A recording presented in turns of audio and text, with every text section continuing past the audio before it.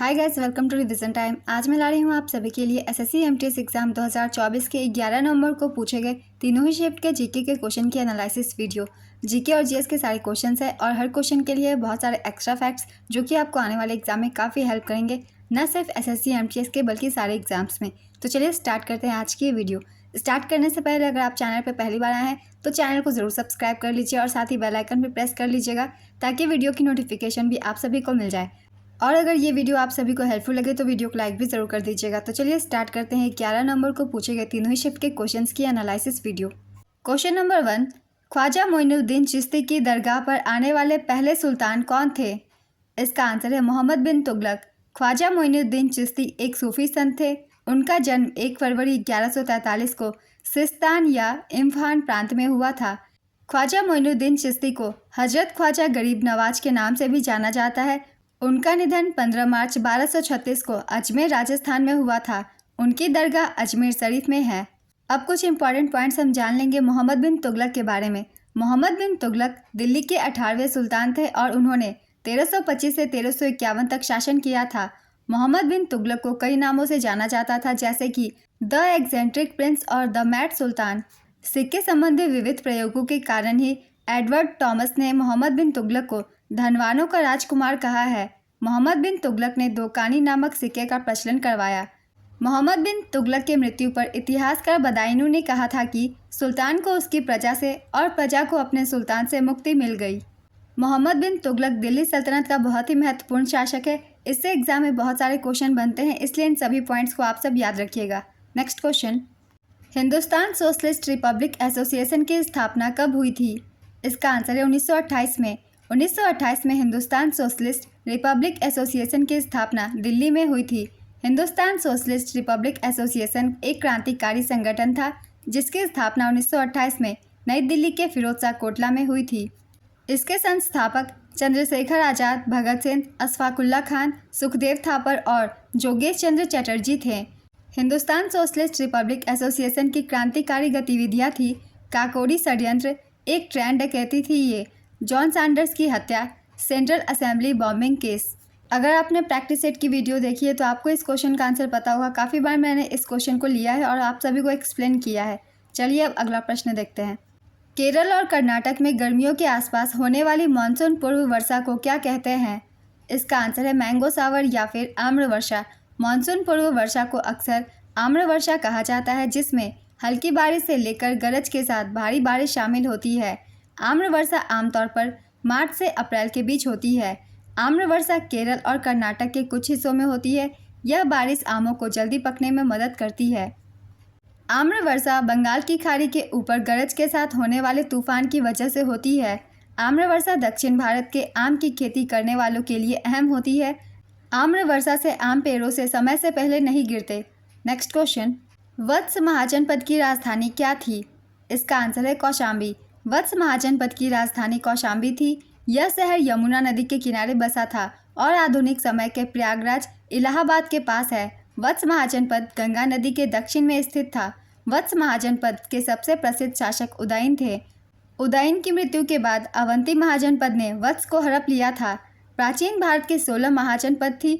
इन सभी 16 महाजनपदों की हम राजधानी की एक बार रिवीजन कर लेंगे, क्योंकि इन महाजनपद की जो राजधानी है उससे एग्जाम में बहुत सारे क्वेश्चन पूछे जाते हैं। न सिर्फ एसएससी एमटीएस के एग्जाम में बल्कि जो लोग बीपीएससी की तैयारी करते हैं उनके लिए भी ये क्वेश्चन बहुत ही इंपॉर्टेंट है। तो चलिए एक बार जान लेते हैं 16 महाजनपद के सभी राजधानी। मगध की राजधानी थी राजगृह, जिसे गिरिब्रिज भी कहा जाता है। ये बहुत ही ज़्यादा इंपॉर्टेंट है। वज्जी की वैशाली, चेदी शक्तिमती, कुरु की इंद्रप्रस्थ, काशी की वाराणसी, वत्स कौशाम्बी, कोसल श्रावस्ती अयोध्या, मत्स्य विराटनगर, पांचाल अहिछत्र कंपिल्य, मल कोशावती, अवंती उज्जैन और महिष्मती, सूरसेन मथुरा, कंबोज हाटक, अस्मक पोतन, गांधार तक्षशिला। ये सभी महाजनपद और उनकी राजधानी के नाम आप सभी को याद रखने हैं। इनसे क्वेश्चन अक्सर एग्जाम में पूछे जाते हैं। नेक्स्ट क्वेश्चन, सानिया मिर्जा की आत्मकथा का नाम क्या है? इसका आंसर है एस अगेंस्ट ऑड्स। इस क्वेश्चन का आंसर आप सभी को पता ही होगा। काफ़ी बार आप सभी ने पढ़ा होगा, मैंने काफ़ी बार एक्सप्लेन किया हुआ है। तो चलिए एक बार फिर से रिवीजन कर लेते हैं कुछ इंपॉर्टेंट बुक्स की। अनब्रेकेबल मैरी कॉम की पुस्तक है, playing to win Saina Nehwal, an accustomed earth Jhumpa Lahiri, no holding back Michael Holding, ये वेस्ट इंडीज के फास्ट बॉलर हैं। Mrs funny bones Twinkle Khanna, the seven sins of being a mother Tahira Kashyap Khurana, social harmony Narendra Modi, the living mountain Amitabh Ghosh, Karma Yoddha Granth Amit Shah, elephant in the womb कल्कि Koechlin. Your best day is today Anupam Kher, the test of my life from cricket to cancer and back Yuvraj Sen, long walk to freedom Nelson Mandela, fearless governance Kiran Bedi, playing it my way Sachin Tendulkar. ये सभी पुस्तकें बहुत ही important है। इन पुस्तकों से ज़्यादातर exam में question पूछे जाते हैं, इसलिए मैंने एक बार रिवीजन करवा दी है। नेक्स्ट क्वेश्चन, वैजयंतीमाला किस शास्त्रीय नृत्य से संबंधित है? इसका आंसर है भरतनाट्यम। वैजयंतीमाला को 2024 में पद्म विभूषण से सम्मानित किया गया है। भरतनाट्यम तमिलनाडु का एक शास्त्रीय नृत्य है। यह भारत की सबसे प्राचीन शैली है। इसका उल्लेख शिल्पाधिकारम और भरत मुनि के नाट्यशास्त्र में मिलता है। ये मूलतः सादिराटम तथा थेवरटम के नाम से भी जाना जाता है। भरतनाट्यम नृत्य को एकाहारे के रूप में जाना जाता है, जहां एक नर्तक एक ही प्रदर्शन में कई भूमिका निभाता है। अलारिपु, जाति, स्वरम, शब्दम, वर्णम भरतनाट्यम के कुछ तत्व हैं। भरतनाट्यम के कुछ प्रमुख कलाकारों के नाम हैं। इनसे एग्जाम में क्वेश्चन अधिकतर पूछे जाते हैं, इसलिए एक बार रिविजन कर लेंगे।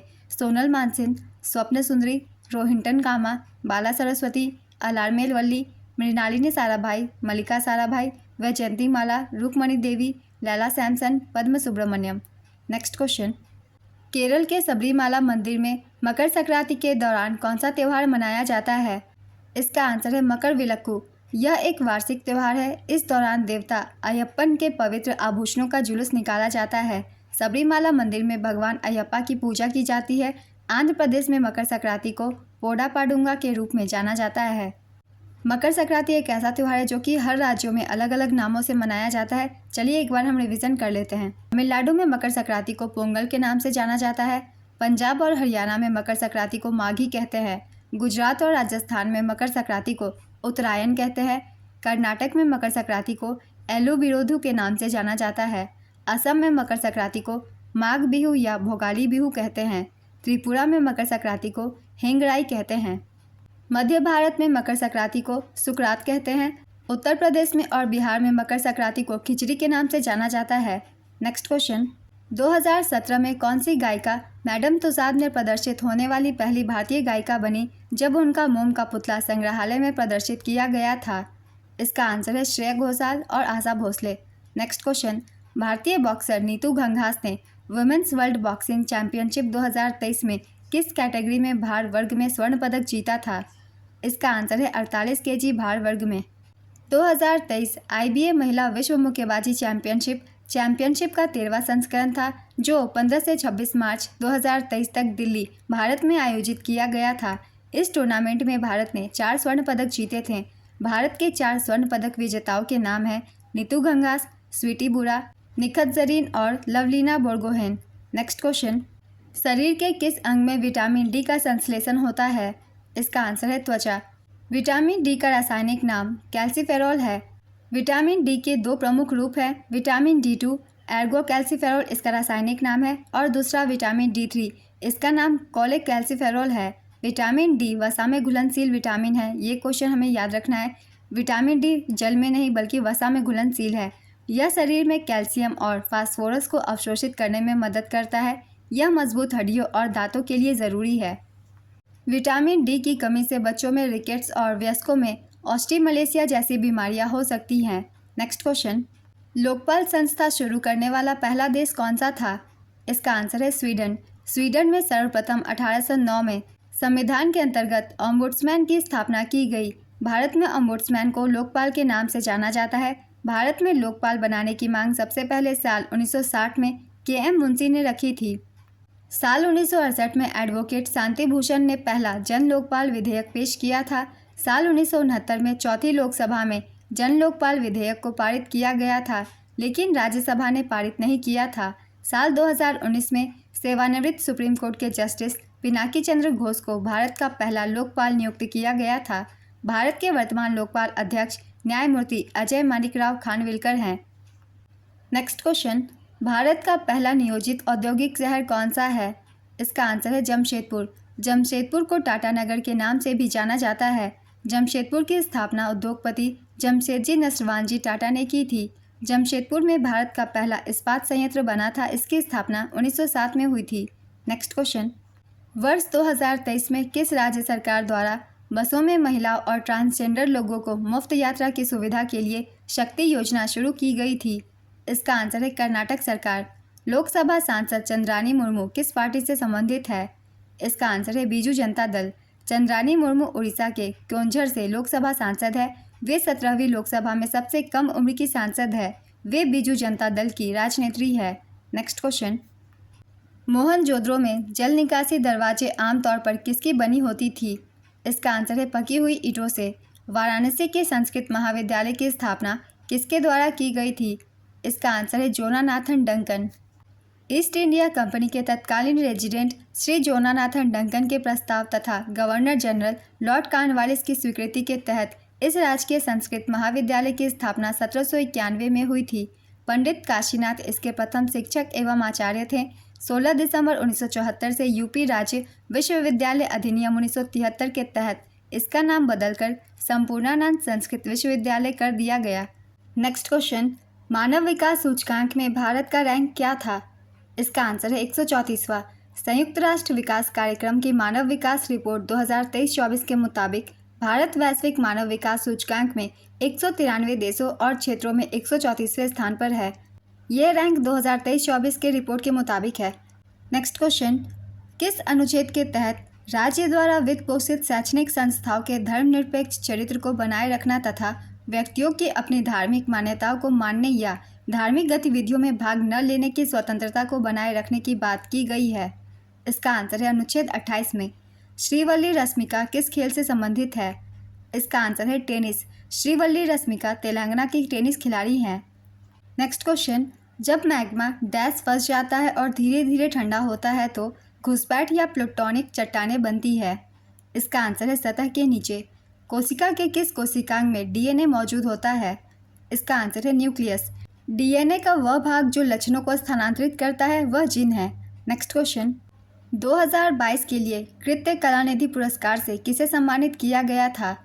इसका आंसर है गुरु ब्राघा बेसेल। साल 2020 के लिए भरतनाट्यम के प्रतिपादक राम वैद्यनाथन को यह पुरस्कार दिया गया था। साल 2021 के लिए नर्तकी नटराज को यह पुरस्कार दिया गया था। यह पुरस्कार मद्रास संगीत अकादमी द्वारा दिया जाता है। प्रसिद्ध कर्नाटक संगीतकार टीएम कृष्णा को 2024 संगीत कलानिधि के लिए चुना गया है, जबकि नीना प्रसाद को 2024 के नृत्य कलानिधि पुरस्कार के लिए चुना गया है। नेक्स्ट क्वेश्चन, ग्रेट ग्रैनरी किस सभ्यता का अन्न भंडार है? इसका आंसर है सिंधु घाटी सभ्यता। ग्रेट ग्रैनरी सिंधु घाटी सभ्यता का अन्न भंडार है। यह मोहनजोदड़ो में खोजा गया था। यह सिंधु घाटी सभ्यता की सबसे बड़ी इमारत थी। इसे बाढ़ से बचाने के लिए एक ऊंचे मंच पर बनाया गया था। मोहनजोदड़ो पाकिस्तान सिंधु नदी के तट पर स्थित है। 1922 में सिंध के लड़काना जिले में आर.डी. बनर्जी द्वारा यह खोजा गया था। मोहनजोदड़ो का अर्थ है मृतकों का टीला। सबसे महत्वपूर्ण संरचना विशाल स्नानागार और विशाल अन्न भंडार हैं। मोहनजोदड़ो में ग्रेट ग्रैनरी के नज़दीक सार्वजनिक स्नानागार है, जिसे महान स्नानागार भी कहा जाता है। दयाराम साहनी ने 1921 में हड़प्पा सभ्यता की खोज की थी।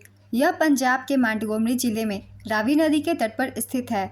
सिंधु घाटी सभ्यता वर्तमान में उत्तर पूर्व अफगानिस्तान से पाकिस्तान और उत्तर पश्चिम भारत तक फैली हुई है। हड़प्पा सभ्यता से बहुत सारे क्वेश्चन पूछे जा रहे हैं, इसलिए इन सभी पॉइंट्स को भी हम सब याद रखेंगे। नेक्स्ट क्वेश्चन, एन ऑटोबायोग्राफी किसकी आत्मकथा का नाम है? इसका आंसर है पंडित जवाहरलाल नेहरू। भारत के पहले प्रधानमंत्री बनने से पहले जून 1934 और फरवरी 1935 के बीच जेल में एन ऑटोबायोग्राफी, जिसे टूवर्ड फ्रीडम के रूप में भी जाना जाता है, जवाहरलाल नेहरू द्वारा लिखी गई एक आत्मकथात्मक पुस्तक है।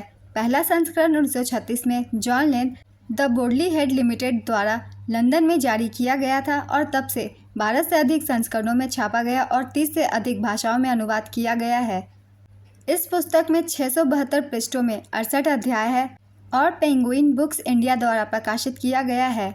नेक्स्ट क्वेश्चन, किसने वर्ष 1971 में पद्म विभूषण पुरस्कार जीता था? इसका आंसर है उदय शंकर। उदय शंकर एक भारतीय नर्तक और नृत्य प्रशिक्षक थे। उन्हें 1962 में संगीत नाटक अकादमी फेलोशिप मिली थी और 1971 में भारत सरकार से पद्म विभूषण मिला था। नेक्स्ट क्वेश्चन, इनमें से कौन सा सबसे अधिक आबादी वाला देश है? बांग्लादेश, पाकिस्तान, भूटान और अफगानिस्तान। इसका आंसर है पाकिस्तान। वर्ष 1940 में राष्ट्रीय खेल किस राज्य में आयोजित हुए थे? इसका आंसर है बॉम्बे, जिसे अब मुंबई कहा जाता है। भारत के पहले राष्ट्रीय खेल साल 1940 में बॉम्बे, वर्तमान मुंबई में आयोजित हुए थे। इस आयोजन ने भारत में राष्ट्रीय स्तर के खेल आयोजनों की शुरुआत की थी। नेक्स्ट क्वेश्चन, फॉरवर्ड ब्लॉक की स्थापना किसने की थी? इसका आंसर है सुभाष चंद्र बोस। अगर आपने मेरी प्रैक्टिस सेट की वीडियो देखी होगी तो आपको आंसर पता होगा, मैंने काफ़ी बार इस क्वेश्चन को लिया है। ऑल इंडिया फॉरवर्ड ब्लॉक एक वामपंथी राष्ट्रवादी राजनीतिक पार्टी है जिसकी स्थापना 1939 में सुभाष चंद्र बोस ने पश्चिम बंगाल में की थी। सुभाष चंद्र बोस का जन्म 23 जनवरी 1897 को ओडिशा के कटक में हुआ था। सुभाष चंद्र बोस भारतीय राष्ट्रीय कांग्रेस के एक सक्रिय नेता थे। कांग्रेस से अलग होने के बाद उन्होंने 1943 में ब्रिटिश के खिलाफ लड़ने के लिए सिंगापुर में आज़ाद हिंद फौज बनाई थी। इस पॉइंट को भी याद रखेंगे, आज़ाद हिंद फौज की भी स्थापना इन्हीं के द्वारा की गई थी। उन्होंने चित्तरंजन दास देशबंधु द्वारा स्थापित समाचार पत्र फॉरवर्ड के संपादक के रूप में भी काम किया था। सुभाष चंद्र बोस को आज़ाद हिंद फौज के भारतीय सैनिकों द्वारा जर्मनी ने नेताजी की उपाधि दी गई थी। नेक्स्ट क्वेश्चन, डांडिया रास किस राज्य का लोक नृत्य है? इसका आंसर है गुजरात। डांडिया रास गुजरात का लोक नृत्य है। यह गुजरात का सामाजिक धार्मिक लोक नृत्य है। इसका नवरात्रि महोत्सव में लोकप्रिय रूप से प्रदर्शन किया जाता है। कपिला वात्स्यायन ने तर्क दिया था कि रस शास्त्र के सिद्धांत भारतीय कलाओं में अंतर्निहित एकता को दिखाते हैं। रास के लोकप्रिय रूपों में डांडिया रास, गोपंथन सोलंगा रास और मेर डांडिया रास शामिल है। नेक्स्ट क्वेश्चन, चिप्स के पैकेट में कौन सी गैस भरी होती है? इसका आंसर है नाइट्रोजन गैस। चिप्स के पैकेट में नाइट्रोजन गैस भरी जाती है। नाइट्रोजन गैस चिप्स को खराब होने से बचाती है और इनकी ताजगी और कुरकुरापन बनाए रखती है। नाइट्रोजन गैस रंगहीन, गंधहीन और स्वादहीन गैस होती है। यह एक निष्क्रिय गैस है और दूसरे मॉलिक्यूल से आसानी से रिएक्ट नहीं करती। नाइट्रोजन गैस ऑक्सीजन की प्रतिक्रियाशीलता को नियंत्रित करती है। नेक्स्ट क्वेश्चन, 2011 की जनगणना के अनुसार भारत में महिला साक्षरता दर कितनी है? इसका आंसर है 65.46%। 2011 की जनगणना के अनुसार भारत का साक्षरता दर 74.04% है, जिसमें पुरुष साक्षरता 82.14% और महिला साक्षरता दर 65.46% है। 2001 की जनगणना के अनुसार भारत की साक्षरता दर 64.84% थी, जिसमें पुरुष साक्षरता दर 75.26% और महिला साक्षरता दर 53.67% थी। साल 1947 में भारत की साक्षरता दर सिर्फ 18% थी। सभी डाटा को याद रखेंगे, सभी से क्वेश्चन पूछ लिए जाते हैं। नेक्स्ट क्वेश्चन, फरवरी 2024 के बाद बिहार के मुख्यमंत्री कौन है? इसका आंसर है नीतीश कुमार। देश की सबसे उच्च न्यायपालिका कौन सी है? इसका आंसर है सुप्रीम कोर्ट। देश की सबसे उच्च न्यायपालिका सुप्रीम कोर्ट है। सुप्रीम कोर्ट भारत का सर्वोच्च न्यायालय है और सभी न्यायिक मामलों में अंतिम अपील का अधिकार रखता है। नेक्स्ट क्वेश्चन, दीनदयाल उपाध्याय से जुड़ी योजनाओं की शुरुआत किस वर्ष हुई थी? इसका आंसर है 2014। दीनदयाल उपाध्याय से जुड़ी योजनाएं, पहला है दीनदयाल उपाध्याय अंत्योदय योजना। इसकी शुरुआत 25 सितंबर 2014 को हुई थी। यह योजना शहरी और ग्रामीण गरीबी को कम करने के लिए शुरू की गई थी। दूसरा है दीनदयाल उपाध्याय ग्राम ज्योति योजना। इसकी शुरुआत नवंबर 2014 में हुई थी। इस योजना का मकसद ग्रामीण इलाकों में बिजली वितरण को बेहतर बनाना था। और तीसरा है दीनदयाल उपाध्याय ग्रामीण कौशल्य योजना। इसकी शुरुआत 25 सितंबर 2014 को हुई थी। इसका मकसद ग्रामीण गरीब युवाओं को आर्थिक रूप से आज़ाद बनाना है। कुछ दिनों पहले ही मैंने 2014 से 2024 तक के सारी योजनाओं की वीडियो डाल रखी है। उस वीडियो में आपको केंद्र सरकार की सभी योजनाएं मिल जाएगी, इंपॉर्टेंट पॉइंट्स जो भी एग्जाम में पूछे जाते हैं, और योजनाएं से हर एग्जाम में क्वेश्चन बनते ही हैं, तो आप चाहते तो वहाँ से रिविज़न कर सकते हैं। नेक्स्ट क्वेश्चन, बजट घाटा क्या है? इसका आंसर है यदि बजट प्राप्तियाँ बजट व्यय से कम हो तो उसे बजट घाटा कहते हैं। नेक्स्ट क्वेश्चन, जब कोई व्यक्ति नाव से कूदता है और नाव पीछे की ओर चलती है तो यह किसका उदाहरण है? इसका आंसर है न्यूटन की गति का तीसरा नियम। ओडिशा के मयूरभंज जिले में कौन सा जैव मंडल रिजर्व है? इसका आंसर है Simlipal biosphere reserve. Next question, 1974 में किसे गिनीज वर्ल्ड रिकॉर्ड्स द्वारा इतिहास में सबसे अधिक रिकॉर्ड किए गए कलाकार के रूप में पहचाना गया था? इसका आंसर है लता मंगेशकर। लता मंगेशकर को 2001 में भारत रत्न से सम्मानित किया गया था। उन्हें 1969 में पद्म भूषण, 1999 में पद्म विभूषण, 1997 में महाराष्ट्र भूषण अवार्ड और 1999 में NTR नेशनल अवार्ड से सम्मानित किया गया था। नेक्स्ट क्वेश्चन, मुगल सम्राट औरंगजेब ने गोलकुंडा पर कब कब्जा किया था? इसका आंसर है 1687 में। 30 दिसंबर 2023 को केंद्रीय औद्योगिक सुरक्षा बल की निदेशक जनरल के रूप में पहली महिला कौन बनी? इसका आंसर है नीना सेन। नवंबर 2022 तक भारत में राष्ट्रीय राजमार्गों की कुल लंबाई कितनी थी? इसका आंसर है 1,40,995 किलोमीटर। कडलिकई परिसे या मूंगफली महोत्सव किस राज्य में मनाया जाता है? इसका आंसर है कर्नाटक। छत्तीसगढ़ में 1820 के दशक में सतनामी आंदोलन की स्थापना किसने की थी? इसका आंसर है गुरु घासीदास। सतनामी आंदोलन की शुरुआत 1820 के दशक में हुई थी। इसकी स्थापना घासीदास ने की थी। नेक्स्ट क्वेश्चन, इनमें से कौन सा भारतीय संविधान की संघीय विशेषता है? इसका आंसर है बाई कैमरल लेजिस्लेचर, द्विसदनीय विधायिका। नेक्स्ट क्वेश्चन, कोशिकाओं में ऊर्जा के लिए किसका प्रयोग किया जाता है? इसका आंसर है एडेनोसिन ट्राइफॉस्फेट, शॉर्ट में इसे ATP भी कहते हैं। इसे कोशिका की ऊर्जा मुद्रा कहा जाता है। नेक्स्ट क्वेश्चन, भूमिगत परमाणु विस्फोट के कारण आने वाला भूकंप को क्या कहा जाता है? इसका आंसर है एक्सप्लोजन अर्थक्वेक, विस्फोट भूकंप या लोकलाइज्ड अर्थक्वेक इवेंट। विस्फोट के ठीक नीचे पृथ्वी की सतह पर स्थित बिंदु को हाइपोसेंटर या ग्राउंड जीरो कहा जाता है। नेक्स्ट क्वेश्चन, अशोक का पालकी गुंडू लघु शिलालेख किस राज्य में स्थित है? इसका आंसर है कर्नाटक। भारत में NAPS कब लॉन्च किया गया था? इसका आंसर है 19 अगस्त 2016। राष्ट्रीय प्रशिक्षुता प्रोत्साहन योजना NAPS की शुरुआत 19 अगस्त 2016 को हुई थी। यह योजना कौशल विकास एवं उद्यमिता मंत्रालय ने शुरू की थी। इस योजना का मकसद प्रशिक्षु अधिनियम 1961 के तहत प्रशिक्षुओं को नियुक्त करने वाले प्रतिष्ठानों को वित्तीय प्रोत्साहन देना है। नेक्स्ट क्वेश्चन, ग्लूटेन दो कौन से प्रोटीन से बने होते हैं? इसका आंसर है ग्लाइडिन और ग्लूटेनिन से। दिसंबर 2022 में हिमाचल प्रदेश के उप मुख्यमंत्री कौन बने थे? इसका आंसर है मुकेश अग्निहोत्री। मुकेश अग्निहोत्री हिमाचल प्रदेश के वर्तमान और पहले उप मुख्यमंत्री हैं। नेक्स्ट क्वेश्चन, उत्तर पूर्व भारत में रैट होल खनन या रैट खनन किसे निकालने के लिए किया जाता है? इसका आंसर है कोयला। 1958 में उज्जैन में पहले कालिदास समारोह का उद्घाटन किसके द्वारा किया गया था? इसका आंसर है डॉक्टर राजेंद्र प्रसाद। कौन सी पुस्तक में संकटग्रस्त प्रजातियों की सूची है? इसका आंसर है red data book. Next question, पश्चिम मध्य रेलवे का मुख्यालय कहाँ है? इसका आंसर है जबलपुर। इस टॉपिक से पहले भी क्वेश्चन पूछी गई है, एक बार फिर से हम रिवीजन कर लेंगे सभी रेलवे जोन के मुख्यालय की। उत्तर क्षेत्र की है उत्तर की नई दिल्ली, उत्तर पश्चिम की जयपुर, उत्तर मध्य की प्रयागराज, उत्तर पूर्व गोरखपुर, पूर्वोत्तर सीमा गुवाहाटी। अब देख लेंगे दक्षिण जोन के सभी मुख्यालय।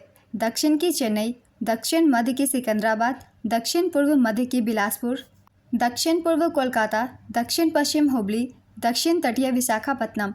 अब देखेंगे पूर्वी जोन की। पूर्व कोलकाता, पूर्व मध्य हाजीपुर, पूर्व तट भुवनेश्वर, पश्चिम जोन की पश्चिम मुंबई, पश्चिम मध्य जबलपुर। नेक्स्ट क्वेश्चन, जब 11वां मौलिक कर्तव्य जोड़ा गया उस वक्त भारत के प्रधानमंत्री कौन थे? इसका आंसर है अटल बिहारी वाजपेयी। 86वें संविधान संशोधन अधिनियम 2002 द्वारा संविधान में 11वां मौलिक कर्तव्य जोड़ा गया। प्रारंभ में संविधान में केवल 10 मौलिक कर्तव्य थे। भारत के संविधान में मौलिक कर्तव्य का उल्लेख अनुच्छेद 51A में किया गया है। मूल संविधान में मौलिक कर्तव्यों की कोई सूची नहीं थी। 42वें संवैधानिक संशोधन अधिनियम 1976 द्वारा भारतीय संविधान में मौलिक कर्तव्यों को जोड़ा गया। 42वें संविधान संशोधन द्वारा भारतीय संविधान में भाग 4A और अनुच्छेद 51A को जोड़ा गया। स्वर्ण सिंह समिति की सिफारिश पर मौलिक कर्तव्यों को भारतीय संविधान में जोड़ा गया। मौलिक कर्तव्य के विचार को रूसी संविधान से ग्रहण किया गया था। ये सभी पॉइंट्स बहुत ही इंपॉर्टेंट है। इन सभी पॉइंट से अलग अलग क्वेश्चन बनते हैं, इसलिए सभी को याद रखेंगे। नेक्स्ट क्वेश्चन, दक्षिण पश्चिम मानसून से प्रभावित क्षेत्र कौन से हैं? इसका आंसर है वेस्टर्न घाट्स और नॉर्दर्न रीजन्स। चैत्र के महीने में कौन सा त्यौहार मनाया जाता है? इसका आंसर है रामनवमी। चौथा एंग्लो मैसूर युद्ध किस वर्ष हुआ था? इसका आंसर है 1798 से 1799। यह युद्ध ब्रिटिश ईस्ट इंडिया कंपनी और हैदराबाद डेक्कन के बीच मैसूर साम्राज्य के खिलाफ हुआ था। इस युद्ध में टीपू सुल्तान की मौत हो गई थी। इसके बाद मैसूर की गद्दी पर वाडियार राजवंश को फिर से बिठा दिया गया। नेक्स्ट क्वेश्चन, अजय बंगा किस संगठन के अध्यक्ष हैं? इसका आंसर है वर्ल्ड बैंक ग्रुप। मेगालिथ्स क्या कहलाते हैं? इसका आंसर है स्टोन स्ट्रक्चर। विष्णु प्रभाकर की पुस्तक का नाम क्या है? इसका आंसर है अर्धनारीश्वर। दादा भाई नौरोजी ने भारत में गरीबी का अनुमान किस आधार पर किया था? इसका आंसर है निर्वाह की लागत या न्यूनतम बुनियादी आहार। Drain of wealth, poverty and un British rule in India तथा पावर्टी ऑफ इंडिया पुस्तक दादा भाई नौरोजी द्वारा लिखी गई थी। दादा भाई नौरोजी को भारत के वयोवृद्ध पुरुष के रूप में भी जाना जाता है। वह ब्रिटिश साम्राज्यवाद के आर्थिक आलोचक थे। उन्होंने 3 बार भारतीय राष्ट्रीय कांग्रेस की अध्यक्षता की थी। नेक्स्ट क्वेश्चन, संघीय कार्यपालिका का नाम मात्र प्रमुख कौन होते हैं? इसका आंसर है राष्ट्रपति। अरब सागर से आने वाली दक्षिण पश्चिम वर्षा में वर्षा छाया क्षेत्र में कौन सा राज्य आता है? इसका आंसर है तमिलनाडु। विजयनगर साम्राज्य में ग्राम सभा का प्रमुख क्या कहलाता था? इसका आंसर है गौड़। ढोलाचा किस राज्य का लोक नृत्य है? इसका आंसर है महाराष्ट्र। तन्वी शाह ने किस गाने के लिए वर्ष 2010 में ग्रैमी पुरस्कार जीता था? इसका आंसर है जय हो। तन्वी शाह ने फिल्म स्लम डॉग मिलियनेयर के गाने जय हो के लिए ग्रैमी पुरस्कार जीता था। उन्होंने इस गाने के स्पेनिश बोल लिखे थे और AR रहमान और गुलजार के साथ मिलकर उन्हें विजुअल मीडिया के लिए लिखे गए सर्वश्रेष्ठ गीत का ग्रैमी अवार्ड मिला था। काफ़ी बार मैंने प्रैक्टिस सेट में और फिर एनालिसिस वीडियो में भी बताया हुआ है। तन्वी शाह को जय हो के लिए ग्रैमी पुरस्कार दिया गया था 2010 में। अगर आप लोगों ने ध्यान से सुना होगा तो ज़रूर इस क्वेश्चन का आंसर किया होगा। चलिए कुछ और भी इम्पॉर्टेंट पॉइंट्स देख लेते हैं इस क्वेश्चन से रिलेटेड। तन्वी शाह ग्रैमी पुरस्कार जीतने वाली पहली भारतीय महिला भी हैं। ग्रैमी पुरस्कार प्राप्त करने वाले पहले भारतीय सितार वादक पंडित रविशंकर थे, जिन्हें मरणोपरांत Grammy life time achievement award से सम्मानित किया गया था। विश्व मोहन भट्ट ग्रैमी अवार्ड पाने वाले तीसरे भारतीय हैं। शंकर महादेवन और जाकिर हुसैन के फ्यूजन बैंड शक्ति ने बेस्ट ग्लोबल म्यूजिक एल्बम की श्रेणी में ग्रैमी अवार्ड 2024 जीता। यह ग्रैमी अवार्ड का 66वां संस्करण था। सभी पॉइंट्स को याद रखेंगे, इन सभी पॉइंट्स एग्जाम में क्वेश्चन बनते हैं। नेक्स्ट क्वेश्चन, महिला प्रीमियर लीग 2023 किसने जीता था? इसका आंसर है मुंबई इंडियंस। महिला प्रीमियर लीग 2023 की विजेता टीम मुंबई इंडियंस थी। यह पहला संस्करण था। चलिए एक बार रिवीजन कर लेंगे। टाटा महिला प्रीमियर लीग 2024 की विजेता रही रॉयल चैलेंजर बेंगलुरु, उप विजेता दिल्ली कैपिटल्स।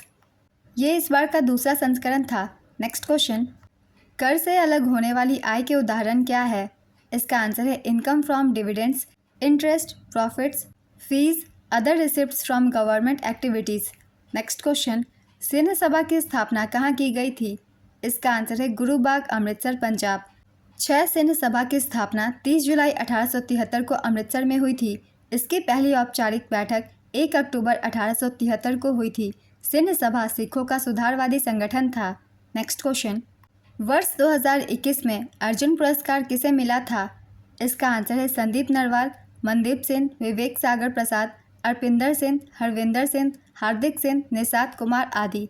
आज की एनालिसिस वीडियो कंप्लीट होती है। अगर आप सभी को ये वीडियो हेल्पफुल लग रही है तो वीडियो को लाइक ज़रूर कर दीजिएगा और इस तरीके की एनालिसिस वीडियो के लिए चैनल भी ज़रूर सब्सक्राइब कर लीजिए, क्योंकि जितने भी एग्जाम आने वाले हैं आप सभी को एनालिसिस वीडियो मिलते रहेंगे और मिलेंगे आपको हर क्वेश्चन के साथ एक्स्ट्रा फैक्ट्स, जिससे भी एग्जाम में क्वेश्चन बनते हैं।